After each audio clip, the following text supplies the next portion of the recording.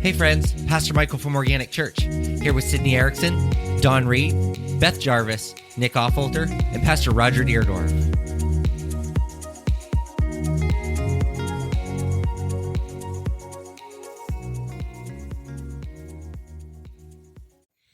All right, easy question tonight. What do you think a person would need to do to get into heaven? What do you think a person would need to do to get into heaven? Ready, fight. Die. Oh. Unfortunately, that is I guess. in the process. I There's a guess. few steps they need to do before they die. I guess. Accept the gift of Jesus Christ. Yes. Yes. Which is the obvious answer and probably like the most like that's really it. There is nothing Yeah. there is nothing really in between. But what happens naturally or organically, if you want to go there? See what I did there? Yeah, What happens naturally when you accept the gift of Jesus Christ? So what are the fruits that come from being a follower of Christ that they don't allow you to get into heaven, because we know we don't get into heaven by works alone. But what are the things that come from that? Conviction. What? Conviction. Okay. Good one. Or peace, yeah. Yeah. Peace. You said that? Yeah. Wow. Roger had a good one. yeah, Peace. Blind squirrel finds a nut once in a while. What else? Love. Love. Joy. Peace, love, Happiness. joy, happiness. Fruits of the Spirit. Gee, who would have thought we could go there? Guys, we're like 3 minutes in and we're done with this topic. Do I need obviously to the turn around and pull another one? obviously the fellowship that fellow Christians. Yeah. So you congregate, and which I think is something really important. Is that why they call it a congregation? A congregation. Wow. You're quick tonight. Yeah, I tell you what, Roger's on fire tonight. And if we see a need, we try to meet that need. Yes, that was where I was going to go. Filling needs that the world won't You typically. see beyond your own happiness. Yes. Right. So you're not just seeking your own happiness, but you also start to seek other people's happiness by, following God's word. I said that a couple of Sundays ago, and I don't think people heard it. I said, we don't get gifts from God for ourselves. We get those for other people. So when I am gifted with something, I'm not gifted so that I will be gifted. I am gifted so that and you if can you are bless gifted, other you people. can Right. gift. If Right. you are Yes. gifted, you don't keep it to yourself. Correct. Yeah, it's not something that you take and you hoard and you store up. You try to give that as freely as you receive it. Well, that's like your gift of Elvis. Okay, all right. I mean, it's No, you're right. seriously. You're right. true. No, Yeah. you're exactly right. You would much rather Yeah. go out and do a show for nothing. Yeah. What's fun? So you're pleasing other people. Yeah. What's interesting about the Elvis gig is, for years I did it for next to nothing. And then when I started charging for it, it's not that I booked less, but people were like, oh, geez, it costs money. It's not nearly as convenient as it was once before. And I told my wife, my time is worth something. And I'm not charging for a talent but my time. There's energy invested, there's money invested in the equipment and all of those things. But when you put it into perspective and when you say, I'm not doing this to get rich, which I'm not, you realize that you can have a lot more fun doing it because, if I charge you $150 for a show and I bomb that show, at least we all had a good time, right? At least we all had a good time. But the same goes for ministry for me. I didn't sign up to be a pastor to, make $1 million a year. I'm not trying to get rich. My time is worth something. Right. The energy that we put in is worth something. But what is that? That's not me. Oh, it is me. Meat potatoes. Lord have mercy. What'd you say? Well, meat- when somebody meat and comes to you and potatoes? tells you they are hungry, you had better feel like feed it's them. Oh, yeah. Meat Like and Don't potatoes. just send them off and say, I hope you find what you're looking Do you for. care to share with the rest of the class? I don't know. I was trying to search for verses and it came up meat and potatoes. Evidently, somebody's telling me to get off the milk. Meat and potatoes. Oh, goodness. The stuff. I thought all of a sudden we had commercials. Yeah. Supposed to break here. We'll be right back after this commercial break. And I'm looking like it's your phone. Not I know. mine. She's looking over here like it's me. I'm like, I don't have anything on. I don't have anything on. Sponsored by KFC. Oh, goodness gracious. Surely we can do better than that. Yeah. I don't know. Shirley's not here. Oh, goodness. Goodness. Always trust Dawn. She's got them. She's got the Bible I only have open. 2. Well, I let's only hear have 'em. 2 verses. She's got a whole page of stuff wrote No, there. that's from last week. This is half a page for She's today. hiding it with her phone. Yeah. That's because that's last week's. See, she's starting to get a little disorganized, so maybe we'll bring her to our side. There's hope yet. I'm already there. Come to the dark side. There's hope yet. Come unprepared. Yeah, no, I only have Ephesians chapter 2, 8 and 9. Let me find it. It's in the book of Ephesians. It is. And I have Ephesians open. I need a magnifying glass. God saved you by his grace when you believed, and you can't take credit for this. It is a gift from God. Salvation is not a reward for the good things that we have done. Yes. So none of us can boast about it. Yes. Right. Yes.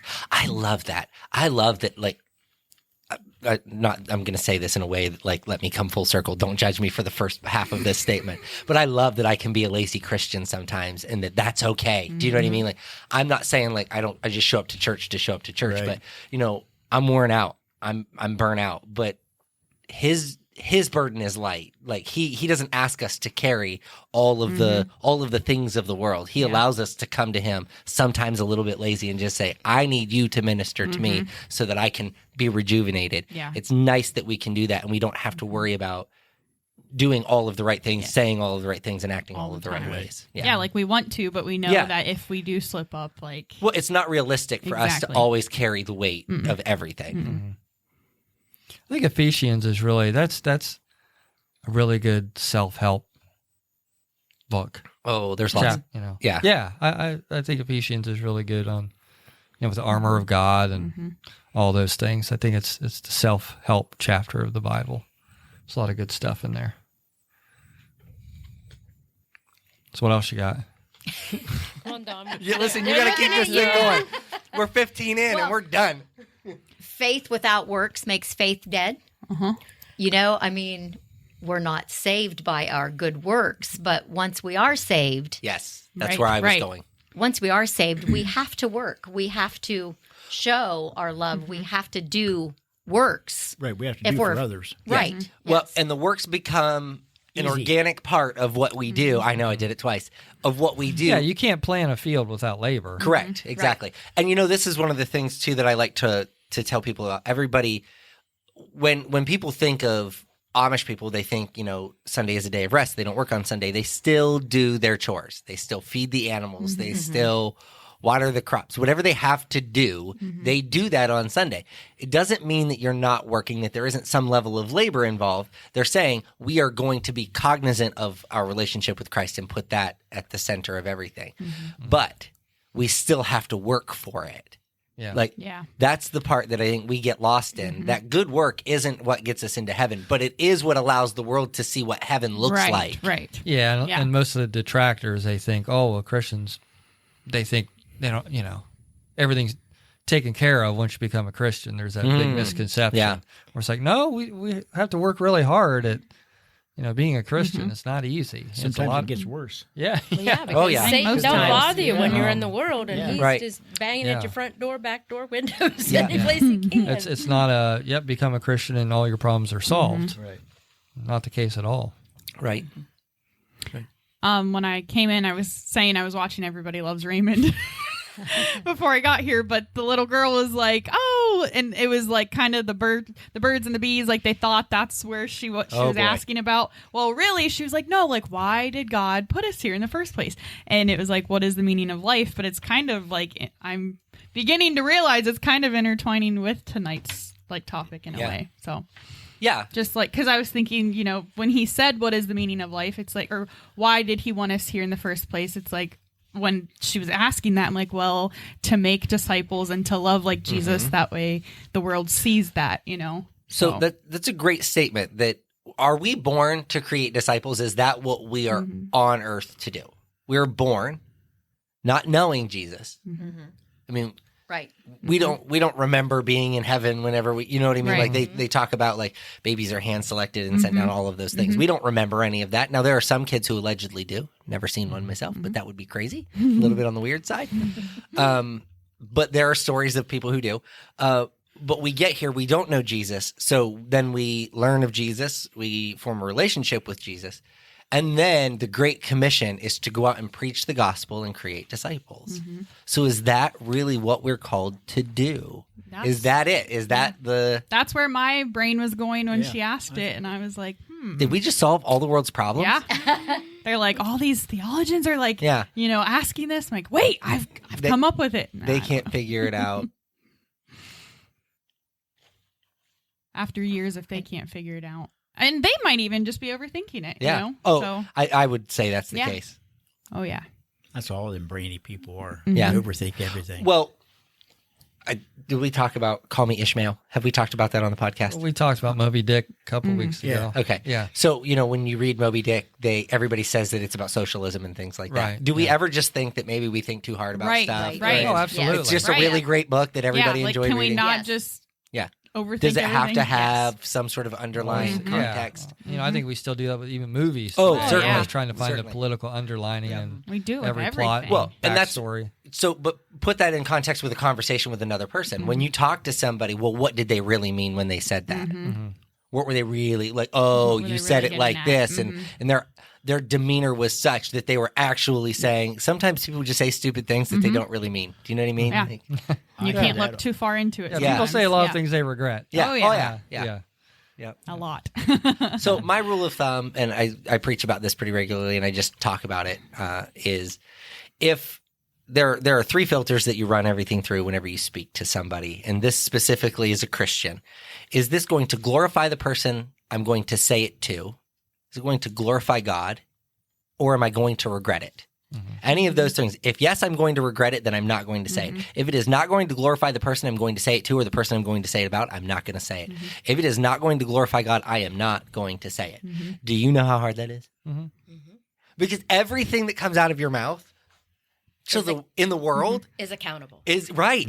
And everything that comes out of your mouth in the world is really, really geared to be negative. Right. Yeah. Because you know that you can get somebody on your side if you say enough bad things about somebody yeah. else. Somebody else, Right? So, and this is an example. I had been approached about marrying a couple a while back. And I said, the only way that I marry anybody is 6 pre-marriage counseling sessions.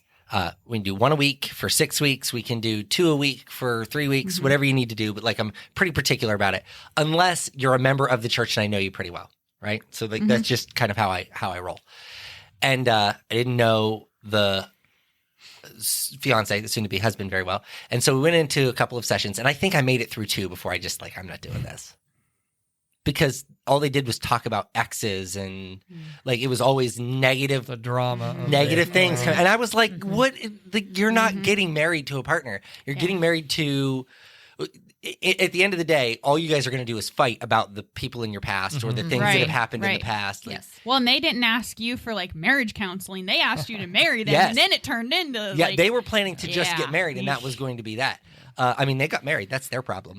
It's because here's the thing: their marriage is a direct reflection of my ministry. Right. Every wedding ceremony that I perform is a direct reflection of my ministry, and so every time I marry a couple, I'm like, "Hey, listen, here's the things that you need to understand, the things you need to talk about." And then I also consider that with marriages that are under my care, even if you're already married but attending here. I look at those things. I want to make sure that your marriages are healthy. I want to make sure that your home lives are happy because I'm accountable for divorces and things like that. So I try to think about that in what is part of my responsibility. Yeah. So it's like your trademark. yes, yes. And I won't put my stamp of approval on a wedding if I don't believe that it is a fruitful union, especially if it's not a Christ-centered marriage. Because there are people who get married out of spite. They're spiteful towards their ex or just because oh, well, I'm going to get married and then they're going to be like, ah, and nobody really cares. Literally doesn't care. No. And most of the time that person is more miserable than the person they think they're making miserable. Right. Yeah. I That's always- why they're trying to make them miserable Yep. because they're no longer with Yeah, them. I always tell my wife, one time, that's it. Her and I ever separate, I'm never getting married again. And it's not because we are not happily married, but like to there go are through that all over right. again There are with ups and someone downs else. in every marriage. Well, and you've been to the Getting- mountaintop. That's right, what I was telling getting Maureen. used Like, I've to been somebody- to the mountaintop. Yeah. So after Yeah. that, there's nothing Yeah. more to say. Yeah, I'm done. getting used Yep. to somebody else. Like, Yeah. listen, I got in the shower the other night or the other morning, and it was like I was showering next to Bigfoot because my wife sheds like crazy, and so when she's washing her hair, she pulls it out, she sticks it to On the shower wall. Me Oh, too. yeah. I do. Okay, now listen, my wife is normally very good about just grabbing it off the wall and throwing it in the trash, and it's not a big deal. But that, for whatever reason, she didn't do it that night. I got in the shower, and I was like, and it's just hair, but it's one And of you those even like. know whose hair it is. Not like Right? you went into Right, a hotel right. room. Exactly. And so it's not like it's a big deal, but there's just something about it, and you have to get like I Well, got you out. wouldn't permit that from anybody else. No. No. And so you just kind of like it's one of those weird. I don't want to have to go Yeah. through all of that again. Yeah. Where you're comfortable Yeah. doing that. Yeah, you don't with- want to have to Yeah. get so comfortable Right, again right. with somebody else. I'm Like, good. I'm good. Like I would just be happy Yeah. being single and just I don't want to do this anymore. Mhm. Well, I wanted to use my peach trees as an example. I know I've talked about them before. And now we're getting into late spring, so I have 4 of them. Peach tree? And Is that what you said? Peach trees, trees. yeah. So Okay. I got 4 of I them. didn't know if you said peace treaty because I mean, like, that could have been it I from might. you. I don't know. I'm like, wait a minute. I'll look into it. You have to have Look one. into it. Wait. This is like Sheldon Cooper stuff. Like he's got roommate agreements and friendship Yeah. agreements and peace I treaty. got a peach treaty. Yeah. Margie has to sign a peace treaty after every fight. She will never bring it up again. Just signing right here at the exit. That's right hilarious. Here. Okay, Here, 4 here, peach here. trees. So I got 4 of them. And so now we're into late spring. And so I planted 2 at the top of the hill. So they're doing very, very well. Mhm. Well, I planted 2 directly below them at the bottom of the hill.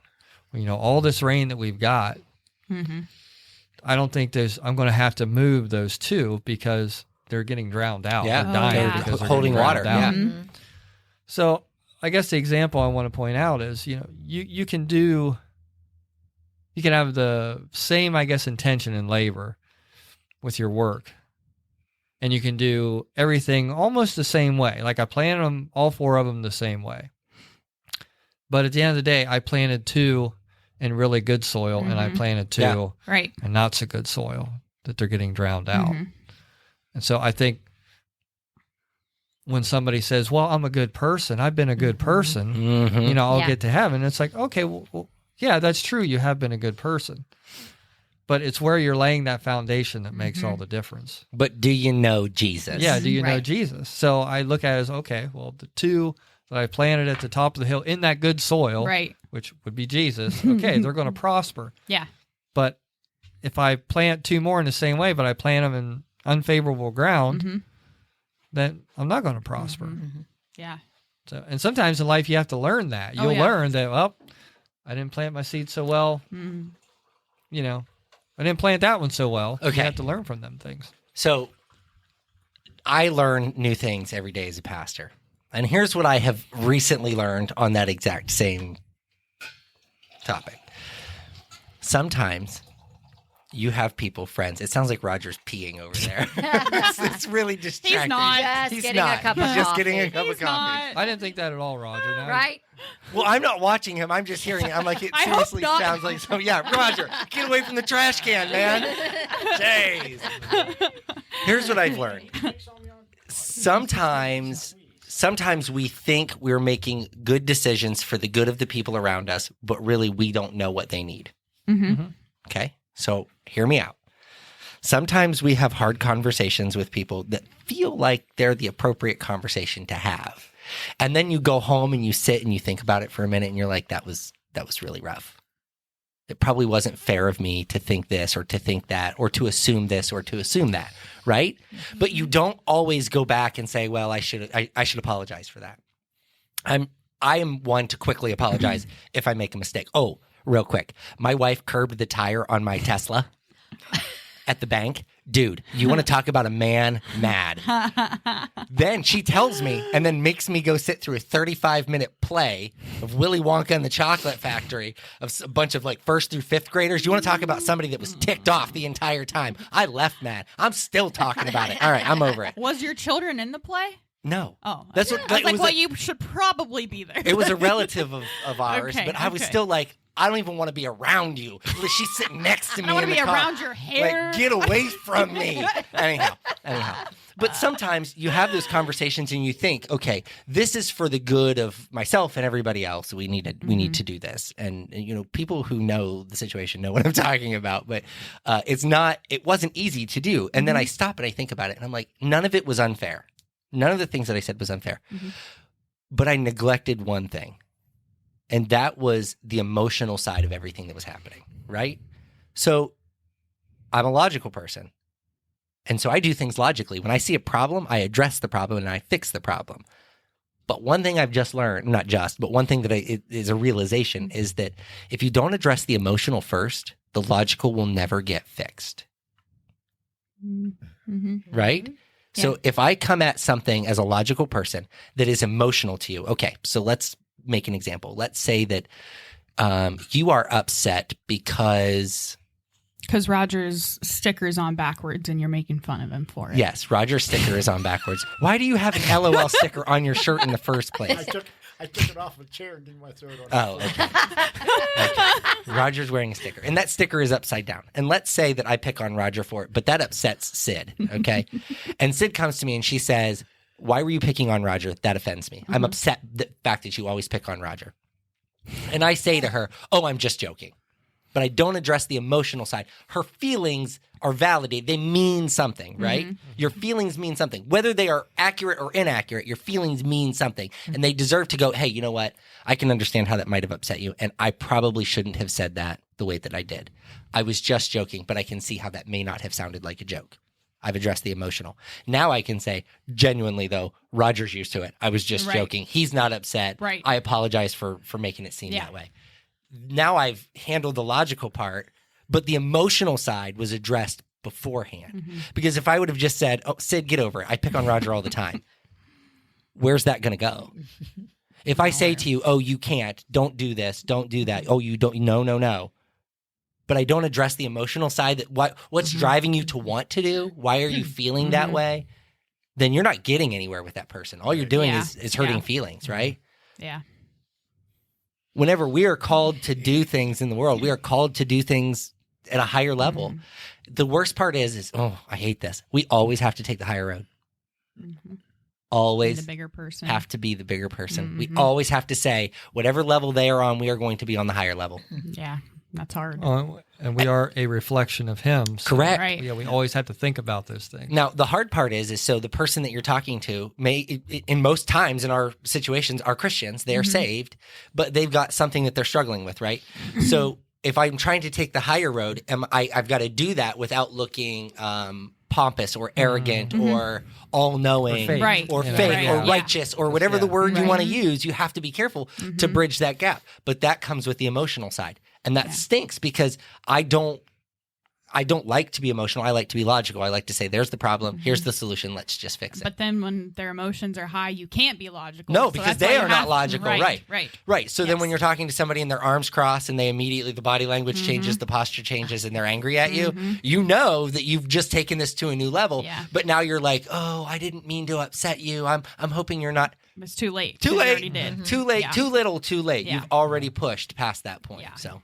I I just want to be clear, Roger. That was not an apology. You did not get an apology. Yeah. Believe me, I know that. I know. I have no intention on apologizing to Roger. Here's when Roger's going to get an apology. Roger, buddy, I'm real sorry, but I'm going to pick on you at your own funeral. I was going to say, not even in his eulogy. Yeah, in your eulogy at the very end, and I'll say, and I am so sorry for all of the things I ever said and did. It wouldn't be you. I know. Well, but the thing is, though, is while we all sitting around this table know that that's how I joke with Roger, not everybody understands that. So people who might be listening to the live stream are like, man, he's mean to those people. Yeah. Well, I'll give you a perfect example. I had a dentist appointment this afternoon. And they're always mean. And, well, I usually have the same girl every time. And I love her. She's, You hear that, Margie? I He love loves her. another woman. I already told her because I walked in the house this afternoon. I was just Irate. anyway. Walking I usually have the on same cloud, girl. huh? She does a great job. She doesn't. She's gentle. She doesn't kill me. She gets them clean. No issue. You have a preference. Yeah. as the Well, professional. this woman I had this afternoon, she didn't even use the water pick method. She She hook. did the She had the scraping. hook. Oh, my other girl. And she got to scraping. Man, she killed me. Dude, that My- is my favorite dental experience. I I'm like, mean, I don't want and- no gentle. I want you to I want you scraping that stuff And off she's of one of there. those ones where she puts her hand and pinches your lip too. Like she doesn't know her hand's in the wrong spot, so it's pinching your lip as she's hooking into your gum. So I'm just and she's a talker, so she would be going for a while, then she'd stop and she'd start telling me about her family, this and that. Just Your gums are bleeding. Yeah, and I told Margie, I said I can actually taste bits and pieces of my gum, and she's not even rinsing me out. You're drowning in your own blood. I said I'm sweating because of how much it bothers me. Mad, nervous, scared. Tears are running down my eyes because it's just killing me. And like I said, all the meanwhile she's telling me about her family, small talking this and that, and I'm just like, oh yeah, that sounds great. Yeah, that's wonderful. Rainbows I'm and just butterflies. smiling, and on the inside, I'm like, would you please just And then at the end of finish. at the end of the conversation, she says, "Oh, by the way, I also am Wiccan. I'm a sadist." She's like the dentist from Little Shop of Horrors.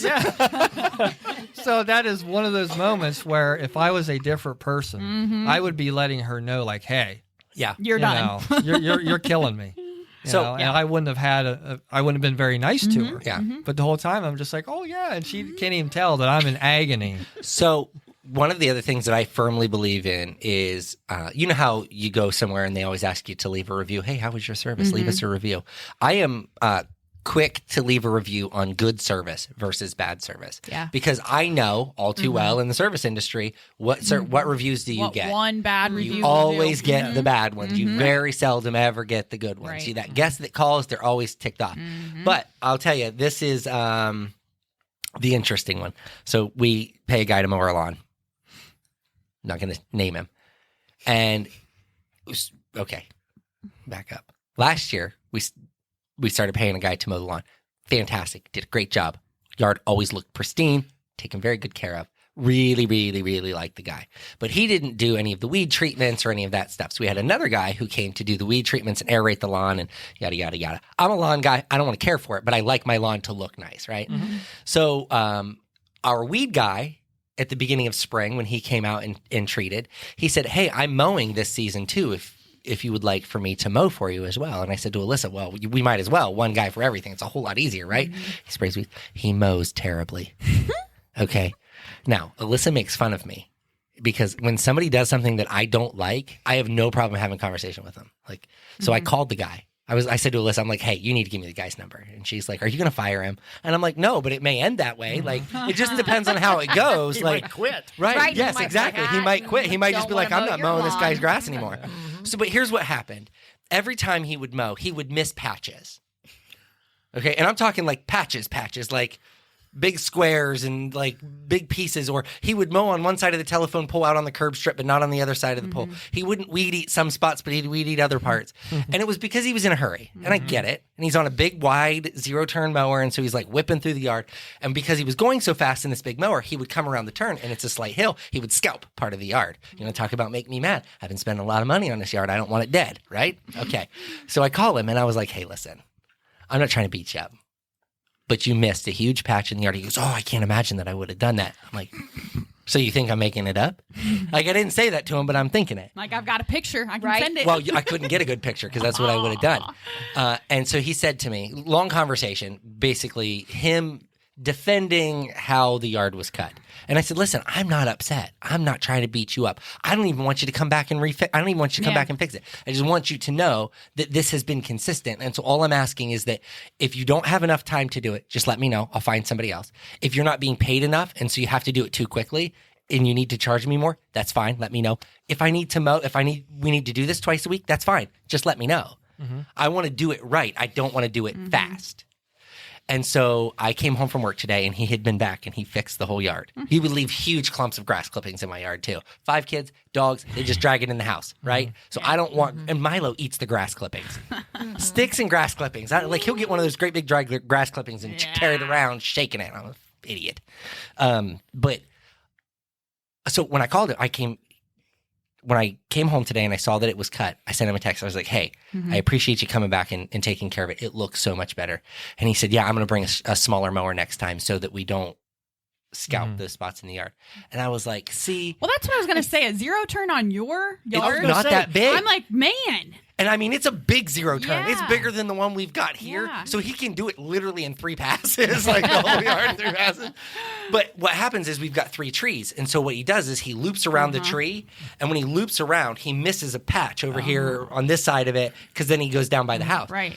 And I was happy that he came back and he fixed it and how he handled it. But I said to Alyssa, I said, me texting him and thanking him for coming back probably meant more to him than anything else. Oh, yeah. This is another thing that I've just recently realized, that complaints done correctly should be an honor, right?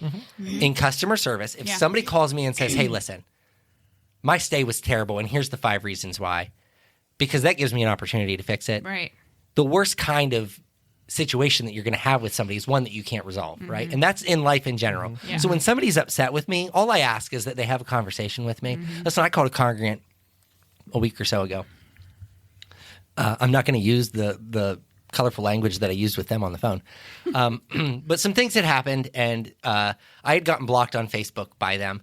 And I was like, well, that ain't going to happen. I'm making a phone call. And I dialed their number, and it rang and rang and rang. They never answered. I sent a text. They didn't respond. I texted their significant other, and I was like, hey, have them call me. Block me on Facebook. I don't know what's going on. So they call, and they're like, oh, it was an accident. And, you know, I was blocking people from work, and just like you got kind of caught up in that mix. And I was like, okay, fine, whatever. I said, but here's the deal. If you're upset with me and you think I'm an a-hole, just tell me I'm an a-hole. Like, let's have a conversation. Because the only way we're going to fix this is to have an honest conversation, right? Yep. True. Yep. That's life in general. Oh, yeah. Right. If I am upset with you, I should be willing and able to have a conversation with An you. adult conversation. Because if I want to talk about what I need to get into heaven, I cannot go into heaven holding on to unforgiveness. No. I cannot go into heaven being angry at somebody because of something they did. I also cannot go into heaven holding on to that, well, what if? What if, yeah. If I would have just. I'm not going to guess what if I would have just. I'm going to just. And when I do, if they don't receive whatever apology or whatever, like, sometimes I don't apologize. I just say, hey, like, imagine you've been in a fight with somebody. You know you're right. It's really hard to say I'm sorry, right? But you can very easily say, hey, I forgive you, and I hope that you can forgive me too, right? If I can genuinely let go of that unforgiveness, I am in a much better place to enter into the kingdom. Yeah. Because I can't carry that stuff with me. No. And what fruit of the Spirit grows out of discontentment and out of anger and frustration and even out of worry and out of strife and out of all of those things? What fruits of the Spirit grow from that? The answer is none. None. I can't find peace in being angry at somebody. I can't find joy in being angry at somebody. My wife said to me after she curbed the tires on my Tesla, she said, you stay angry too long. And I'm like, okay, every day when I walk outside and see the car, I'm immediately angry again. Not the tire that she curbed, just the car in general. I'm angry again. Like, it's like, yeah, sorry, it's going to take me a minute. You need to let it go. I know. Indeed. I know. Let it go, Elsa. Let it go. Well, and sometimes you'll have those people that they want you to. I think this is a Lincoln quote that I just read the other day, but I can only paraphrase it. But basically, it's like they want to bait you into a squabble. Oh, yes. And their Yes. only point is, okay, to get you started on that squabble so that they can start to use you as an excuse as to why they're not satisfied with something or Correct. there's something in their life that isn't going their way and they want to blame you. And if they can rope you into starting an argument or say like on Facebook, if they could start that exchange going back and forth, that's all they want. They're not looking for a resolution. They're not looking to have a conversation with you that that will resolve something. Right. It's just like, okay, now they're arguing with me. Now I can just let them have it. Right. Right. Right. Yeah.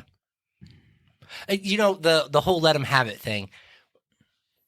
My wife, like anytime she knows that like there's something going on and I'm having to do, okay, there's another good one. I'm full of them. All right. Because I'm a very direct person. You are full of it. Because I'm a very direct person, I make people nervous. I walked into work one day and I was coming down the hallway and there was a lady, one of our Amish girls. Okay. I could hear this sound that sounded like somebody using a chainsaw in the lobby of the hotel. I was like, what is that? Like, are we cutting down a pillar? Like, what's going on in the building? Are we disassembling bodies? What's happening? I feel like I need to go investigate. So I'm walking down the hallway, and it's just, this noise is just very... And I open the door, and there's this little Amish girl. She's just vacuuming the floor, but she's got a stick vac that is very obviously broken. It's not picking anything up, but it sounds like a helicopter trying to take off. It is obnoxious. And I said to her, hey, can I ask you a favor? And she said, yeah. I said, can you carry that straight out to the dumpster and throw it away for me, please? And she said, what? And I said, I just want you to carry that out to the dumpster, toss it in the dumpster for me, and I don't ever want to see it again. Just walk away. I said, I'm ordering you another one as we speak. And I ordered another one. So then her boss, who reports directly to me, called me the next day and she goes, hey, did you ask her to just throw it away? I said, I did. She goes, I was just picturing her face because she was just dumbfounded that you would just ask her to throw it away. But she was very nervous whenever I approached her because, like, when the boss comes and asks you to do something, but anyhow. So we had new lights put in our living room, new can lights. It looks like break of day in our living room at any point. And so I asked that same electrician to quote me another job, much smaller, but similar style of work. And it was $1,600, I think, something like that, to put in 9 can lights in my living room. They provided all of the wire, everything. I didn't provide any of the fixtures, anything. It was $1,600. So I asked them to do 2 for me in my carport. I was providing all of it. I had already bought the wire. I had already bought the can lights. I'd bought everything. And they wanted $1,900 to do that job. They don't want to work for you anymore. And I said to my wife, I'm like, okay, that doesn't make any sense. So I fired back an email when they sent me the quote. I sent back an email. Well, okay, first of all, he didn't show up the first time he was supposed to come. Maybe he and didn't quote like the the job. size of extension cord you used. That might be true. Yeah, because I only had like a 4-gauge extension cord. Maybe he wasn't comfortable running that through the wall. That might be it. You too. We were just going to wire it into the breaker box. I don't have my nitro in my purse. Are you talking from experience, Roger? Well, Roger and I use extension cords for everything. Yeah, we just used one today. Yeah, we're wiring up new light fixtures in the gym with extension cords. This is no joke. We can't wait to show you, Beth. We cut the end off of it if that's helpful at all. Yeah, you almost cut I was going to cut the wrong end off. Just cut it right here. I said, you got to have more wire. Oh, you too. Yeah, it's true. It is true.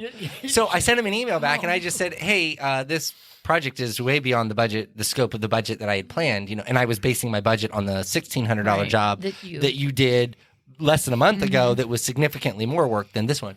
And he never responded to that email. And he will never get business from me again. That's just the way that it is.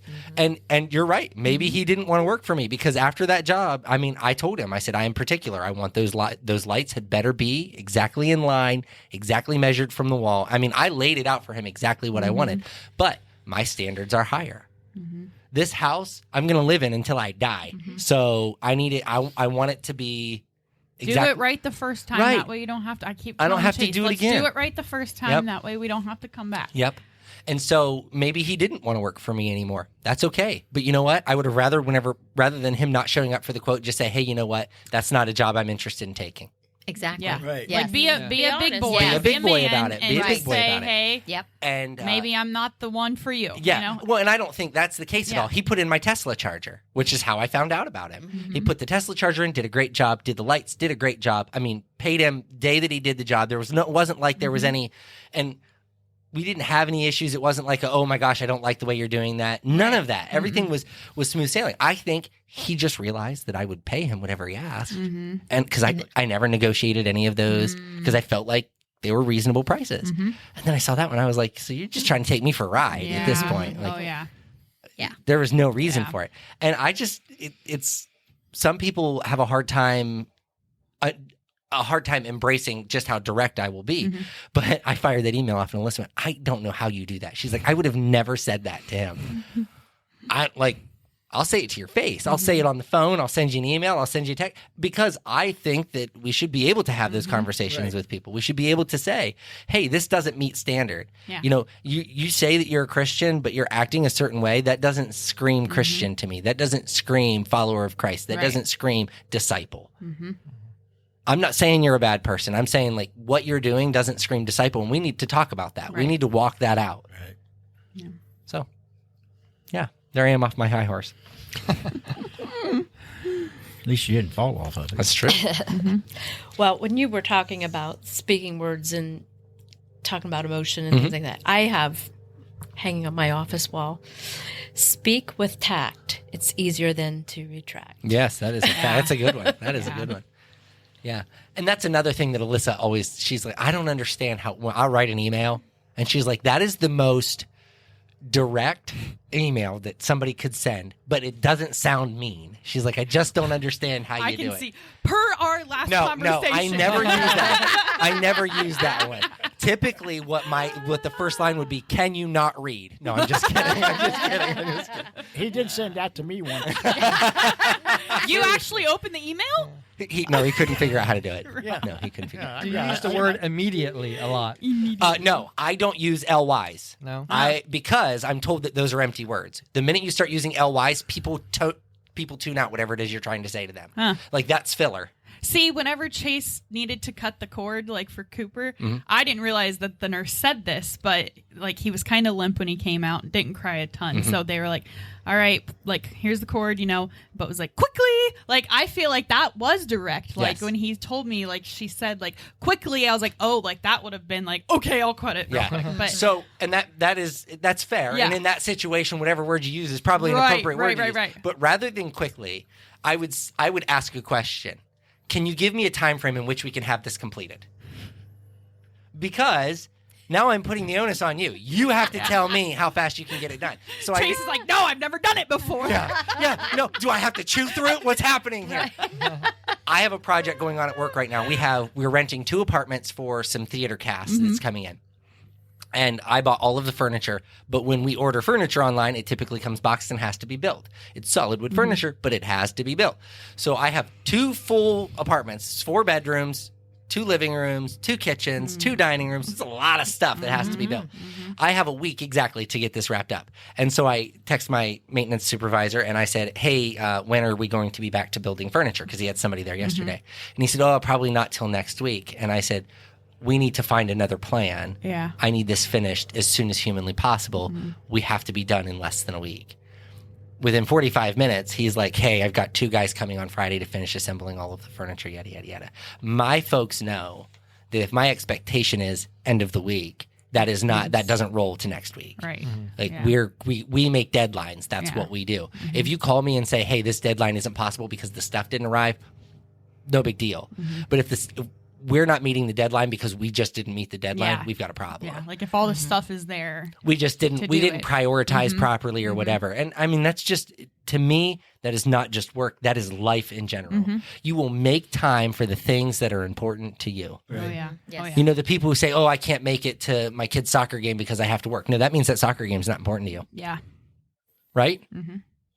Oh, I'm not going to be able to get to your baby shower because I'm busy. That baby shower is not important to you. Right. People make time for the things that are important. When you learn to prioritize the important things, then life becomes much more enjoyable, right? So that means prioritizing family time. That means prioritizing your prayer time, your Bible reading time, your fellowship time, all of those things. You prioritize it. People tell me, Wednesday nights are just too hard to get to. You're not prioritizing. Now, if you work on Wednesday night, I get it. Right? Like, not all of us can control our work schedule, so I completely get it. But there are some of us who just say, I worked all day and I'm just tired. You think I'm not? Right. Right? Like, I think everybody sitting at this table is probably a little bit on the tired side. But we prioritize what's important. Right. We prioritize the things that are important to us. So, okay. Again, off my high horse. Well, I was tired Sunday and skipped out Sunday evening. Unacceptable. I did her homework No, for Dawn did her. my homework. homework for me, so I'm good. I did the homework, and I just gave it to her. I said, "Oh, thank I'm God turning for you guys Dawn. in. I'm She turning got, you guys in. listen, she got me through school. I don't know about all that, but That's an interesting conversation. You guys are taking a master class, or it's called master class, to get to know the master, quote unquote, at Christian Temple. yes. Let's talk about that for just a second and what it means to be getting into heaven, part of the body of Christ. We don't put boundaries on what people are allowed to do. Like, oh, no, that's not our church's function. You can't go to that. Listen, I ain't ever going to offer that class. You might as well go. You know what I mean? Well, Like, and why Yes. would you try to limit someone if they're trying to grow? because here's you what know? happens, and this is true for every ministry, including ours. You meet a new person at church, that you show up to master class, and the pastors at that church are like, oh, Right. hey, you guys should come check out our church on Sunday like morning. evil. Yes. Let's lure them in. Fresh meat. Yeah, and that happens. So even here, when somebody comes in for the first time, I don't ask, hey, where do you normally attend? We just love on them and hope they come back the following Sunday, and we try to get them to continue to come back. That's not always fair. Now, once I have learned, if somebody comes here and we're attending at Bethel Worship, I will call Pastor John and I will be, hey, so-and-so has been here 3 weeks in a row. Was there a reason that they've left? Were they a member? Like, what are the things that we would want to know? And I'm not trying to get dirt. Yeah, no. But if they left there on bad terms, I would like to know a little bit about what was happened. the terms? Yes. Was it, do I get the same story from both sides? Right. It's important. So. But I think it is good, though, that, like, we're going to the master's class. We don't get that with the Christian Temple. Those two, our church and that church work well together. Exactly. Yes. And part of that is Holly bridging that gap. Yeah, Because for she sure. has Like, been part for of that sure. Yes. congregation. And, Yes. Well, and I will say, even we weren't really doing anything for COVID. Whenever we weren't meeting, but Correct. Park Christian was still having services and what am I thinking? Just in the doors, And then they also were doing Wednesday night services. So I was going to those Wednesday night services because it's but I mean, from the get go, it's hey, I'm from Organic Church, we're not doing anything right now. And they were never pushing up, and it's nice, to have some relationships from it. And that was that. I think it's important to be able to have an understanding of what the other churches in our area do as well. Because again, we are just one part of the body. I probably pray for the other pastors in our area more than I pray for our own people, because I have people on my team covering the people here. Right. But those pastors, man, they just get run through the ringer. You know what I mean? Everywhere you go, congregation sizes are dwindling, offerings are down. It just is, it's a hard time to be a pastor. We're pastoring in a society that doesn't really care about the gospel and what we do, what the church does. So it's a lot of work. And I pray for them a lot. Just hope that they have the same tenacity that we have and the same understanding of what it is to be part of the body. And so they're not trying to lure people, or they're not trying to even push people away. Because that's another one that, somebody that's difficult, I want them to leave versus love. Right. That's hard. That's really hard. So. Do you think God is overly concerned about all the different denominations? I don't. No. Here's what I think. I think that each denomination, and I don't mean this in a derogatory way, but I think about the Methodists, they tend to be very laid back, very quiet, operating in a very reserved way. And I think that is good for a person who has been hurt by the church or wounded by the church to go there and just be able to sit, listen, learn something, and walk out. Or maybe somebody who's a new believer who doesn't really have a lot of context. Because here's what we learn. You come in here on a Sunday morning, we start laying people out on the floor, you run for the doors.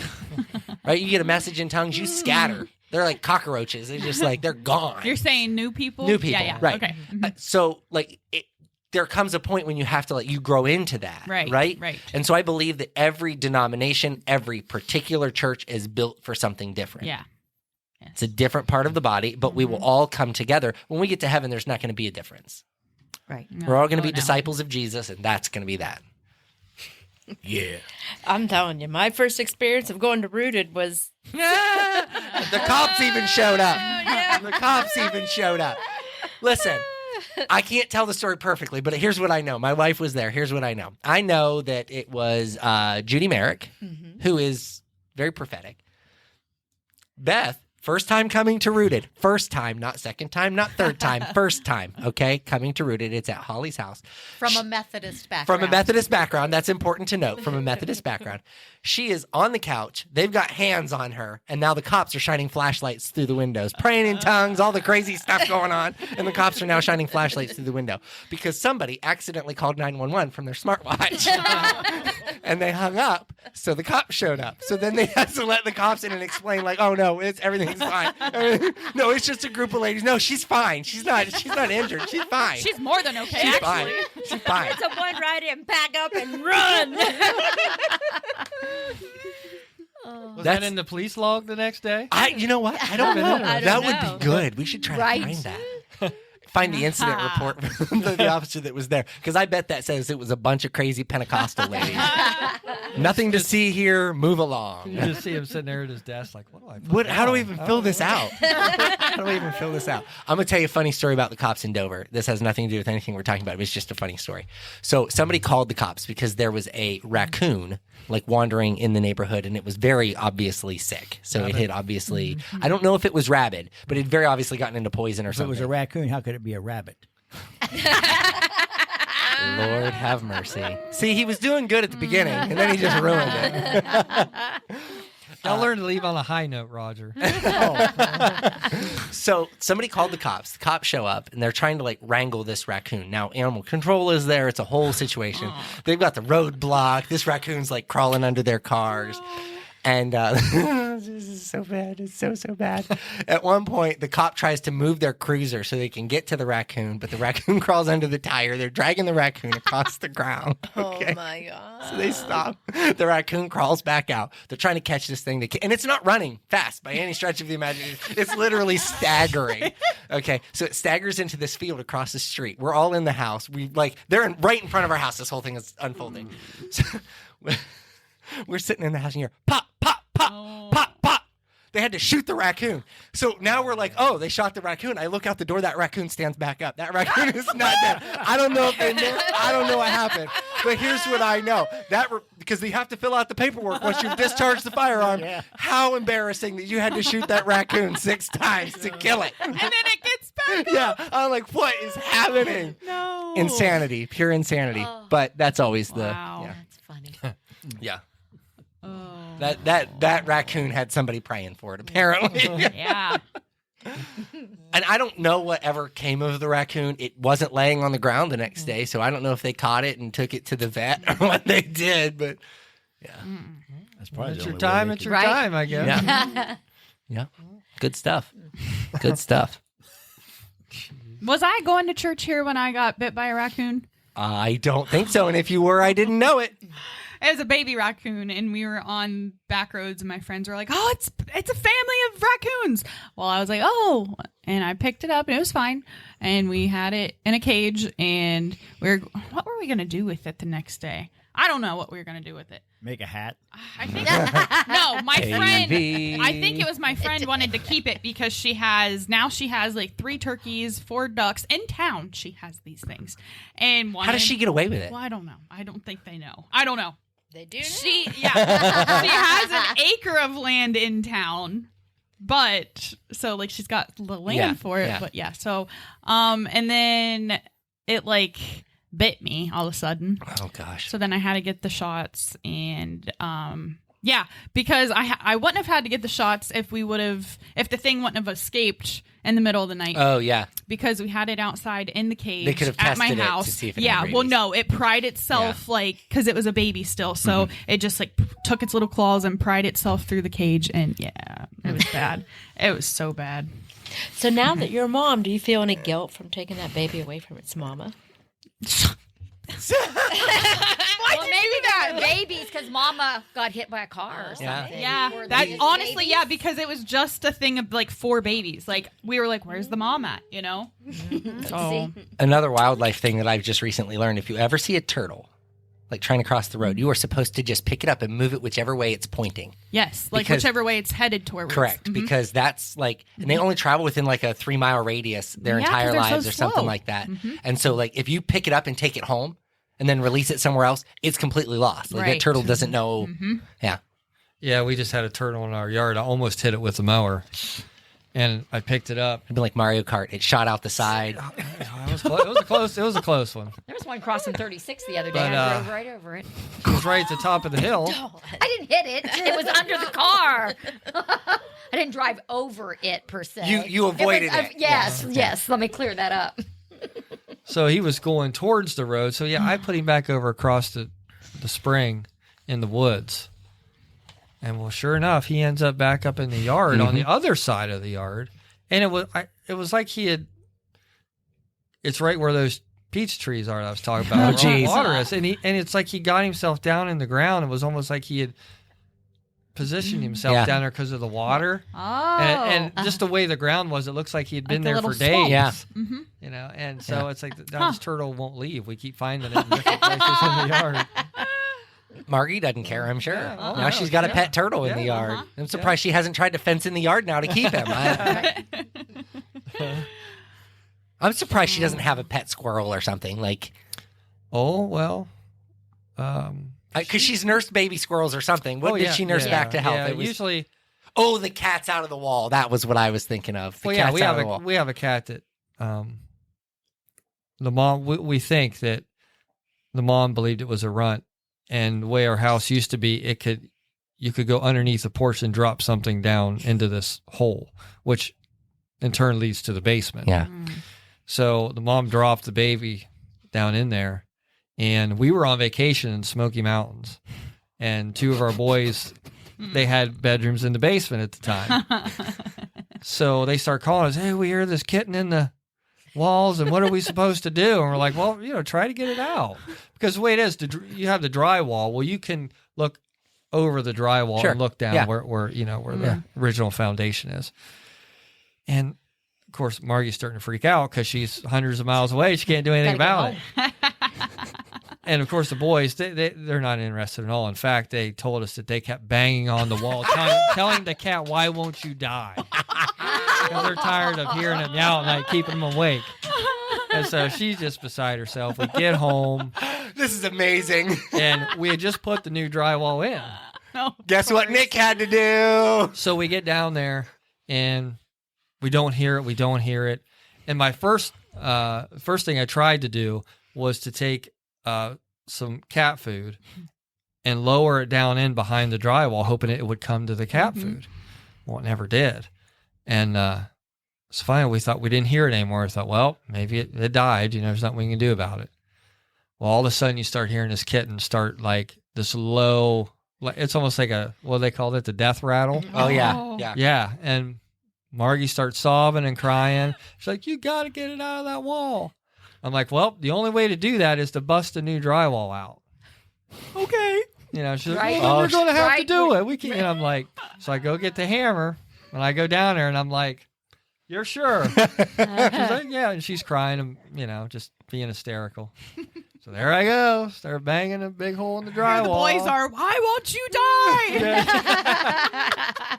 So, and she's like, make sure you don't hit the kitten when you put the hole in the drywall. And I'm like, and you still have that kitten, is that she correct? got so hysterical. I think it's the only time I've ever yelled at her.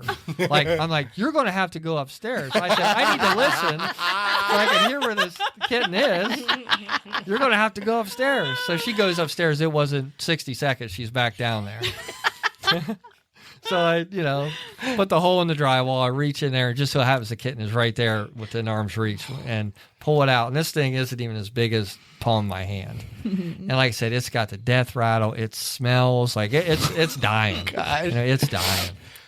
And so my wife's, the first thing she tries to do is to find the mama and try to make her nurse take it. Yeah. And mama didn't want nothing to do with it. And she's like, what do I do? And I'm like, well, maybe you should just let nature take its course. Like, I couldn't have said anything worse. It's a bad call. Yeah. So we all got to work the next morning. We just came back from vacation, so we all got to work early the next morning. Well, she stayed up all night with that kitten. Brought it in the house, wrapped it in blankets, she held it all night long. I come down from work at 5:30 in the morning. She's still sitting on the couch awake, holding this kitten. And she's like, I just don't think she's going to make it. And I'm like, well, I'm sorry, And wouldn't you know it, she calls me about lunchtime and said, "This kitten's coming around. It's moving. It's Had its looking turnaround better." day. Yeah, and so we still have the kitten. So we still have the cat, and she is the most peculiar, temperamental. Wonder And why. she will go. She will go downstairs and she will lick the drywall. Like she loves to lick stuff. And sometimes How she'll she sit survived. in a corner next to the wall. And sometimes I'm thinking, is she trying to get back in the wall? It's like this cat has Licking PTSD. the same spot.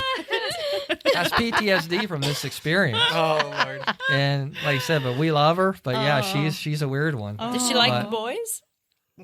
She shouldn't. Right? No, yeah, Why don't you yeah, just she's die already? This is amazing. And it's funny because this kitten, does not want you to pick her up. And the only time that she wants your affection is right before bedtime. Every night before bedtime, I'll get in bed. She'll jump up on the bed, get on my lap, and she has to have at least 20 minutes to sit on my lap, and I'll pet her. It's like the thing we have to do every night. Thank you saved me. Yeah. It's insanity. And if I don't do that, she will not go downstairs because we keep them all in the basement at night, so they're not roaming around. Yeah. If I don't do that, you should see the fit that this cat. She will talk back to me and growl at me, and it's something. But so she has to have her time, or she's not going to bed. Oh. That is It's insanity. just, I've never seen anything like it. It's hilarious. I will tell you, as much trouble as I give Margie about the way she treats animals, like you don't meet people like that every day. yeah. Do you know what I She will- mean? Right. She'll save. Yes. I remember talking about raccoons. I remember a time we were coming, I think from a family thing up on the ridge where her family lives. And we're coming down the hill, and she's driving, and we have a member of the family right behind us. And here comes this raccoon, and it's right on one of those turns where we're like, if you go over, you're going clear down the ravine. Well, she swerves that vehicle, and I thought, we're all going to die. and our family, they're right behind us, so Yeah. they're probably going to go down too. And she whips it over, barely gets back on the road. And I'm like, you were going to kill us all for a raccoon. Well, what was I supposed to do? I mean, she's that, That's how Yeah, my that's just- mother-in-law is. Like, yeah, she'll save. She's like I said, she Oh, saves yeah. squirrels and chipmunks, and My mom has done she'll the same. find somebody that wants it, that wants Yeah. to take care of it. A lot of times she won't. The only thing that we've taken in is cats, Yeah. but anything else, she'll at least find somebody that wants to take care of the animal. So yeah, it's she's special in that way. and again, there aren't many. Now, so we have her, and then the Burroway family are the same way. Every cat, like they've oh got yeah. Yeah. all kinds of cats. They're constantly rescuing cats. They go to the shelter and volunteer, and it's fantastic. And then we have people who love small children, and then like there's always like everybody kind of has their thing. So Yeah. yeah. It's good stuff. None of that gets you into heaven, but boy, does it make you look good, right? Yeah. Boy, does it make you look good. Rescuing a cat in drywall. Out of the wall. Oh yeah. Fresh drywall. Fresh. Knock a hole Brand in it. new Yes, drywall. yes. Now, was this before or after COVID? Like, was the That the price was of the drywall? during. So, Because we went to Smoky Mountains, and it was during COVID. So yes, it was during. oh, Yeah. because I feel like the price of any supplies like tripled after COVID. Oh yeah. Like, yeah. Yep. Yeah, well, we were lucky that we knew somebody that came in and patched it for That's us. good. Yeah. And so it all worked out. But yeah, like I said, I hold that hammer. I'm like, you're sure? Yeah, you're positive you want me to do this? There's going to be a hole in this drywall when I am finished. I just want to be sure that we are on the same page. at least it was in a basement and it's not in the Yeah. kitchen. Yeah, right. Oh man. Oh, Oh man. Yeah. Right behind the countertop. New New tile put countertop. in or Yeah. something. You got to knock a hole in it. Yeah. But now no more wildlife can get underneath the porch the way it is now. Perfect. Right? There you good. go. Problem solved. Fixed, so yes. It's good now. Problem solved. That's funny. Yeah. Well, we have just about reached time. So who's going to pray tonight? Beth, is it your turn? I don't think so, but I will. Okay. I think it is now. I think we're going to volunteer you for it. Oh, dear Heavenly Father, we just thank you for this opportunity to come together and discuss you and the ways that we can get to heaven, dear Yes. Lord. And we just thank you for everybody's input, and we hope that the words bless those that hear this. And dear Father God, we ask that you just put a hedge of protection around all those here tonight as they travel home. And we just lift Pastor Holly up to you as she brings the word to us here in Bible study. In Jesus' precious name I pray, amen. Amen.